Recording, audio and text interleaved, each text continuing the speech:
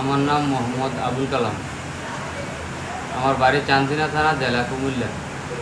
আমি ঢাকা, কুমিল্লা, চান্দিনা এই সমস্ত বড় বড় যত মেডিকেল আছে আমি চিকিৎসা চালাইছি, কোনো উপকার আমি পাইনি। ডাক্তার বিধান স্যারের কাছে আসার পরে 1 মাস ওষুধ খাওয়ার পরে আমি পুরোপুরি এখন আল্লাহর মতো সুস্থ আছি। কি সমস্যা ছিল আপনার? আমার মাথা ব্যথা ছিল, আর বুক ব্যথা করতো, পা ব্যথা করতো, অনেক ব্যথার জ্বালায় আমি অনেক সিলেক্ট পারছি। ডাক্তার বিধান স্যারের কাছে আসার পরে ওষুধ খাওয়ার পরে আমি এখন পুরো সুস্থ, আল্লাহর মতো আছি। সুপ্রিয় দর্শক, আজকে আমার পাশে যে ভদ্রলোকের কথা শুনলেন উনি হচ্ছে আবুল কালাম।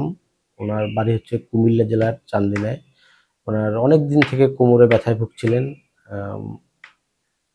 অনেক অর্থোপেডিক্স প্রফেসর দেখিয়েছেন, নিউরোলজির ডাক্তার দেখিয়েছেন।